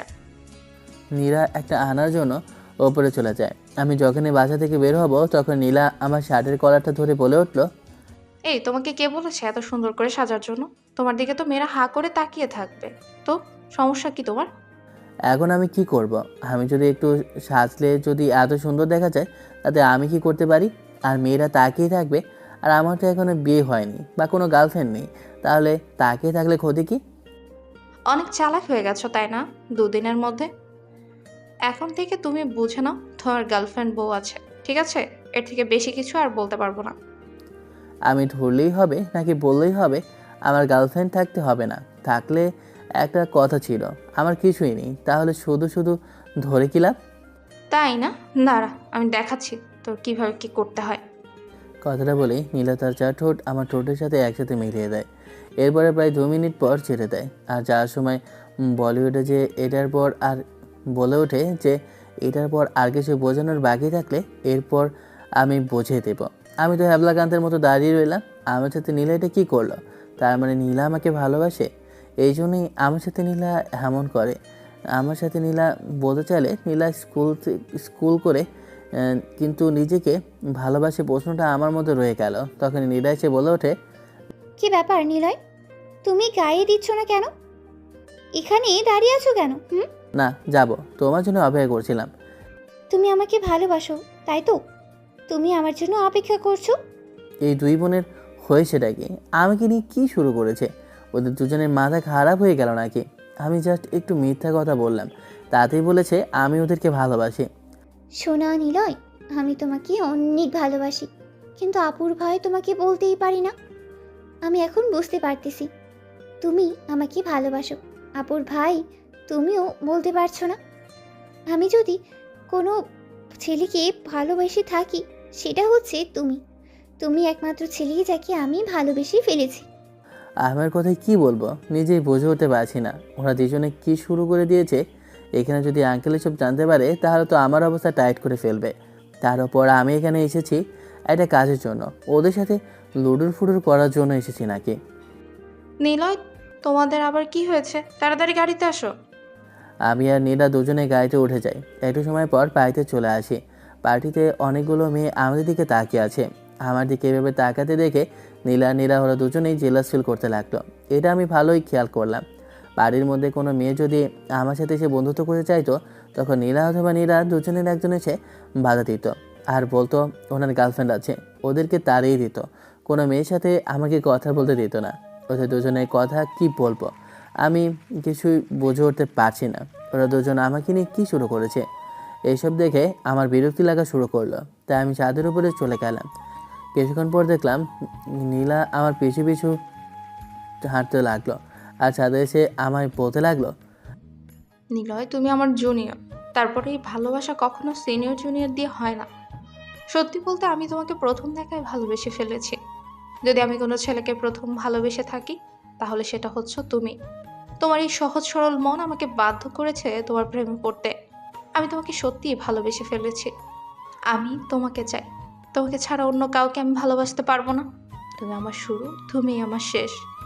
আচ্ছা ঠিক আছে, তুমি এখন, আমি তোমাকে তোমার ভালোবাসাটা পরে দেবো। ওদের হয়েছেটা কি? দুজনে কি আমাকে ভালোবাসে? ওদের কথার কোনো উত্তর আমি দিতে পারছি না। তাই আচ্ছা ঠিক আছে, তুমি এখন তোমার নিচে নিচে যাও, আমি পরে আনসারটা দেবো। ওদের হয়েছে আর কি, হয়েছেটা কি? দুজনেই নাকি আমাকে ভালোবাসে। ওদের কথার কোনো উত্তর আমি দিতে পারছি না। তাই ভাবছি আমি নিজের গ্রামেই চলে যাব। না হলে দেখা গেছে আমার চাচা দুজনের মান সম্মান খাওয়াতে হবে। আঙ্কেলকে একটা ফোন করলাম। ফোন ধরতেই আঙ্কেল বলে উঠলো, তোমার কি কোনো সমস্যা আছে পার্টিতে, বা কোনো প্রবলেম ফেস করছো? তাহলে বলো, আমি এখনই তোমার সব সমস্যার সমাধান করে দিচ্ছি। ওখানে কিছু হয়েছে নাকি? না আঙ্কেল, আমার কিছু হয়নি। আসলে চাচা খুবই অসুস্থ, আমি তাদের কাছে যেতে চাই। তাই আপনি যে কোনোভাবে আমাকে যাওয়ার জন্য ব্যবস্থা করে ফেলেন, আমি এখনই যেতে চাইছি। রহিম অসুস্থ? তাহলে তুমি তাড়াতাড়ি যাও, আমি তোমাকে গাড়ি ম্যানেজ করে দিচ্ছি। তুমি এখনই পার্টি থেকে বের হও, গাড়ি এসে তোমাকে বাসায় নিয়ে যাবে, একদম তোমাকে বাড়ির সামনে গিয়ে দিয়ে আসবে। আর যখন তুমি আসবে আমাকে একটা কল করবে। আমি এক নীলা আর নীরাকে আমি নীলাকে আর নীরাকে কিছু না জানিয়ে বাড়ি থেকে বের হয়ে আসলাম। কিছুক্ষণ পর দেখলাম একটা কালো গাড়ি আমার সামনে আসে। আমি গাড়িতে উঠে পড়ে গাড়িটা সোজা আমাদের গ্রামের দিকে নিয়ে যেতে লাগলো। গাড়িটা প্রায় 5 ঘন্টা পর গ্রামে যেতে আমি গাড়ি থেকে নামতে দেখি ঘড়িতে কেবল এখন 8টা বাজে। মানে আমি অনেক সকাল সকাল চলে আসি। আমি তো বাসায় ঢুকতে দুজনে অবাক হয়ে যায়। আমাকে এত সকালে কিছু না জানিয়ে ঢাকা থেকে গ্রামে আসার জন্য। তখনই চাচা আমাকে জড়িয়ে ধরে বলতে শুরু করে, কিরে বাবা, তোর কিছু হয়েছে নাকি? তুই এত সকালবেলা এমনকি কিছু না জানিয়ে তুই এখানে চলে এসেছিস। একটা কলও তো করতে পারতি, আমি তো এখনই চিন্তায় পড়ে যেতাম। তুই আসবি আমাকে একটা কল করতি, তাহলে তো আমি তোর জন্য অনেকগুলো খাবার এখনই রান্না করে রাখতাম। ঠিক আছে, তুই এখনই বস, আমি তোর 7 বছর ধরে খাবার এখনই রান্না করে দিয়েছি। দেখছো ছেলেটা নাকি কিভাবে শুকিয়ে গিয়েছে। ওকে এজন্য বলেছি তুমি ঢাকায় পাঠিও না। তুমি না কাকার কথা শোনো না। ছেলেটা নাকি কেমন শুকিয়ে গেছে, দেখো মুখটা একদম মনে হয় বাঁকা হয়ে গিয়েছে। মমতা, আমাদের ছেলেকে সারা জীবন আমাদের করে থাকবে? একটু বাইরে গিয়ে ঘোরাফেরা করবে না? দেখো না এখনো কত সুন্দর হয়ে গিয়েছে। এত কিছু জানি না, তুমি চোখে দেখো না আমার খোকা কেমন শুকিয়ে গিয়েছে। তুই বয়, আমি এখনই রান্না করছি। আরে তুমি এত প্যারেশান হয়েও না, মাত্র এসেছে, ফ্রেশ হয়ে নিক, গোসল করে নিক, এরপর না হয় সবাই মিলে একসাথে গল্প করব। আর খাওয়া দাওয়া তো করবই। আমি ফোন করে বলে দিচ্ছি বাইরে থেকে ওর জন্য কিছু খাবার আনার জন্য। তোমাকে একদিন না বলেছি বাইরের কোনো খাবার আমার ছেলেকে খাওয়াবে না, ওর সমস্যা হবে। এমনি তো শরীর হচ্ছে না, এরপরও তুমি চাও ওকে খাবার ঝগড়া করব। এমন দুষ্টুমি ঝগড়া দেখছি। আসলে আমাকে ওনারা নিজের ছেলের থেকেও এতটা ভালোবাসে যে আমি কখনো এটা বুঝে প্রকাশ করতে পারবো না। আরে তোমরা কৌশলটা কি? আমি আসলে সকালবেলা চলে এসেছি। রাতে আমার মনে হয়েছে তুমি অসুস্থ, তাই তোমাকে দেখার জন্য চলে এসেছি। আমার ছেলে বলে কথা, আমি বলেছি না আমার কিছু হবে না। ও জানতে পারবে না, আমি ওকে বলবো না, কিন্তু ঠিকই জানতে পারবে। দেখেছো আমাদের ভালোবাসা কতটুকু? দেখো নাই সেদিন বাজার থেকে যাওয়ার সময় রিক্সা করে আসতে একটা ট্রাক আমাকে ধাক্কা দেয় আর পড়ে যায়। তখনই ও বুঝে যায় এটা হচ্ছে ভালোবাসা। একটু ভয় পেলাম, তাই তাড়াহুড়ো করে আমি হাত পা দেখতে লাগলাম ঠিক আছে কিনা। তখনই চাচি বলে ওঠে, ওই বুড়ার হাত পা দেখা লাগবো না, ওই বুড়া কিছু হইব না। ওনারে বাঁচাতে গিয়ে আমি ব্যথা পাইছি। তোমাকে না বলেছি চাচা তুমি সাবধানে হাঁটাচলা করবে, তারপরে নিজের এত যত্ন নাও না কেন? আঙ্কেল আসার সময় আমাকে কিছু টাকা দিয়েছিল, ওই টাকাটা আমি চাচার হাতে দিয়ে বলি এটা তোমার কাছে রাখো। আরে বাবা, এটা তোর টাকা, তোর কাছে রাখ। আমি তো চাই সবসময় ভালো থাকবি, খরচ কর, আমার টাকার প্রয়োজন নেই। এখন কিন্তু আমার রাগটা দ্বিগুণ বেড়ে যাচ্ছে। আমি কিন্তু চলে যাব বলে দিলাম। এই টাকাটা তোমাকে নিতেই হবে। এটা আমার প্রথম ইনকামের টাকা, তাই আমি তোমাকে দিয়েছি। তুমি যদি না নাও তাহলে আমি এখনই চলে যাচ্ছি। তুমিও না ছেলেটার সাথে কেমন করো, ও তোমাকে এত ভালোবাসে, ওর প্রথম লাইনে থাকা তোমাকে দিচ্ছি। তোমার এতটুকু জ্ঞান বুদ্ধি বলতে কিছু নেই, দিলে তো ছেলেটার মনটা খারাপ করে। আরে বাবা, আমি তো বলেছিলাম শুধু ওর নিজের জন্য। আরে আমার সোনা ময়নাটিয়া ছেলেটা, আয় চাচার কাছে আয়। ছোটোবেলায় আমি সবসময় ঘুমিয়ে যেতাম। আজ যদি একটু ঘুম আসে নাই তা আমি চাচার কোলে শুয়ে পড়ি। কখন যে ঘুমিয়ে যায় নিজেও যায় না। চোখ খুলতে আমি নিজেকে আমার নিজের রুমে দেখি। মনে হয় চাচা আমাকে নিজের রুমে নিয়ে এসেছে। ঘুম থেকে উঠে আমি ফ্রেশ হয়ে নিচে আসি। নিচে এসে দেখি তো আমার জন্য আমার পছন্দের সবগুলো খাবার রান্না করে রেখেছে। আমি আজকে মন ভরে খেয়েছি। এদের একটু বাইরে হাঁটতে গেলাম। দেখো আমাদের বাড়ির সামনে বড় একটা গাড়ি এসেছে, গাড়ি থেকে একটা লোক আর দুটো মেয়ে নেমেছে। ওদেরকে আমি চিনতে পারছি না, তোমার খোঁজ করতেছে ওনারা কারা। এরপর তোমার নাম ধরেও ডাকছে, আমি ওদেরকে তো কখনো আর দেখিনি। মমতার কথা শুনে ওপর থেকে নিচে নেমে বাইরে এসে আমি তো একদম দাঁড়িয়ে আছি, কারণ কি বলবো কিছুই মাথায় ঢুকছে না। কারণ আমার সামনে যে দাঁড়িয়ে আছে সেই মানুষটার সাথে আমি আরও 30টা বছর আগে দেখা করার শেষ করে দিয়েছি। বন্ধু, হয়তোবা তুই ভুলে গিয়েছিস আমার একটা ভুলের কারণে তুই তো সব কিছু দিয়ে আমাকে শুধরে দিয়েছিস, কিন্তু ভুল ছিল আমার, আমি বুঝতে পারিনি, তাই তো সেই ভুলের মাসুল দিয়েছি 20টি বছর ধরে, কিন্তু তুই একটা বারও বুঝলি না আমার কথাটা।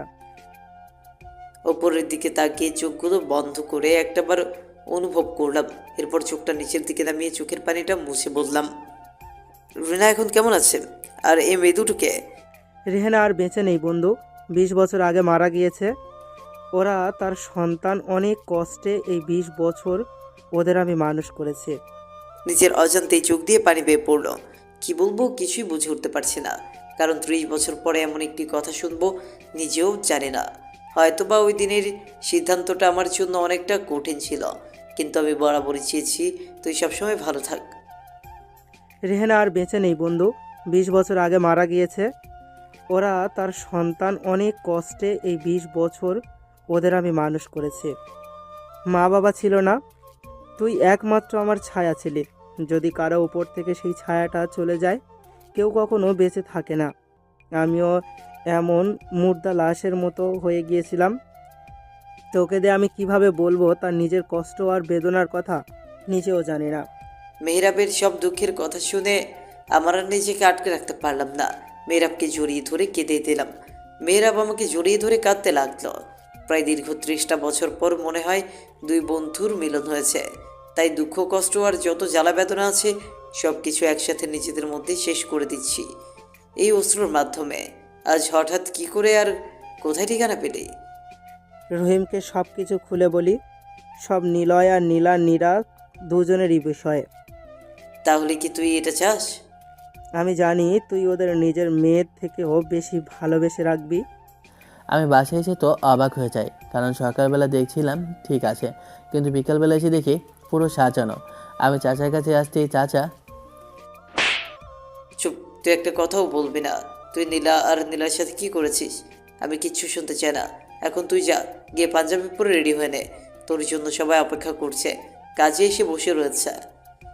আমি কিছু বুঝে উঠতে পারছি না। চাচা কখনো আমার গায়ে হাত দেয়নি, আজ কেন দিয়েছে তা বোঝাতে পারছি না। আমি আর কিছু বললাম না, ওপরে নিজের রুমে চলে আসলাম। চাচা এসে বলতে শুরু করে, মেহরাব আমাকে সব কিছু বলেছে, আর নীলা দুজনেই এসেছে। আর আমি সব কিছু চিন্তা করে ভেবেছি তোকে ওদের সাথেই বিয়ে দিব। মানে কি বলতে চাও চাচা? তার মানে আমি দুটো বিয়ে করব? না মানে দুজনকে বিয়ে করব? হ্যাঁ, তুই দুজনকে বিয়ে করবি, এটাই আমার শেষ কথা।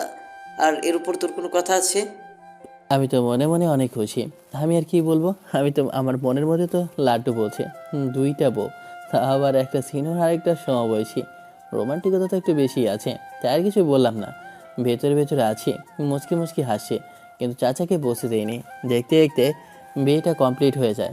চাচা আর আঙ্কেল দুজনে গল্প করছে, আর আমি ছাদে দাঁড়িয়ে আছি। তখনই চাচি এসে আমাকে বলতে লাগলো, এই আহাম্মক কোথাকার, তুই এখনো ছাদে দাঁড়িয়ে আছিস কেন? মেয়ে দুটো বউ সেজে বসে আছে তোর অপেক্ষায়, আর তুই এখানে নবাবের মতো ছাদে দাঁড়িয়ে আছিস।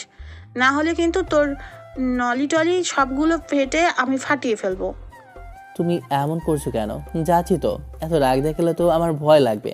তুমি আর চাচা মিলে তো দুজন মিলে কি যে শুরু করে দিয়েছো, আমার ওপর অযথা নির্যাতন করা শুরু করে দিয়েছো।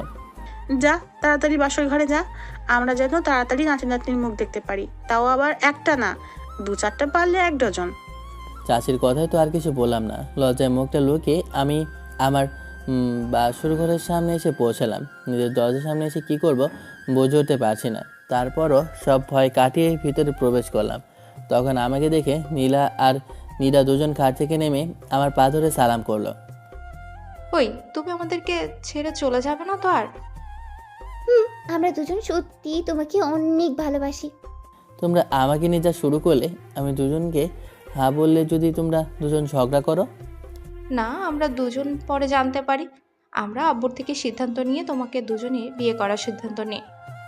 আমিও তোমাদের দুজনকে অনেক ভালোবাসি, আর আমার না একটা স্বপ্ন আছে। কি স্বপ্ন? হ্যাঁ বলো, তোমার কি ইচ্ছে? আমি না একজন ক্রিকেট বানাবো। শয়তান রে, আমি তো সিনিয়র। ফাজিল পোলা, লুচ্চু। ঠিক আছে যাও, তোমাদের আমার বউকেই ঘুমাতে দেবো না। তাই না শয়তান? ঠিক আছে আসো। নীরা চল তো, ওর ইচ্ছাটা পূরণ করে দিই। কিভাবে কি করতে হয়? আপু, ফাজিল লুচু জামাইটাকে একটু দিই। ঠিক আছে যাও, তোমাদের আমার বউকে ঘুমাতে দেবো না। ওয়েট হ্যালো দর্শকরা, কি দেখছেন? হ্যাঁ, লজ্জা করে না আপনাদের? নিলয় ভাইয়ের নীলা আর নীরার কথা শুনতে? আরে ভাই, বিয়ে করেন আর রোমান্স নিচে থেকেই আসবে, বুঝলেন? নীলা আর নীরা দুজন তো আমার উপর দিয়ে সারা রাত ধরে আজ নির্যাতন শুরু করে দিল। সকালবেলা ঘুম ঘুম চোখে তাকিয়ে দেখি নীলা আর নীরা দুজনে গোসল সেরে এসে চুল ঠিক করছে। দুজনকে একটি টান দিয়ে বুকে জড়িয়ে ধরি। দুজন আবার জড়িয়ে ধরে শুয়ে রইল। ওই শোনো না। কি বলো? ওই নীরা, জান বলো। চলো না, আবারও তিনজন মিলে রাতেরটা করি। শালা লুচু। আবারও শুরু হয়ে গেল তৃতীয় বিশ্বযুদ্ধ। আমাদের ভালোবাসায় কেটে যাক সারাটা জীবন। এভাবেই আপনাদের কাছে দোয়া রইল। গল্পটা কেমন হয়েছে আশা করি বলতে ভুলবেন না। আর কেমন গল্প পছন্দ আপনাদের জানাবেন। আল্লাহ হাফেজ, বাই বাই, টাটা। ভালো থাকবেন, সুস্থ থাকবেন। হ্যাভ ফান, খোদা হাফেজ।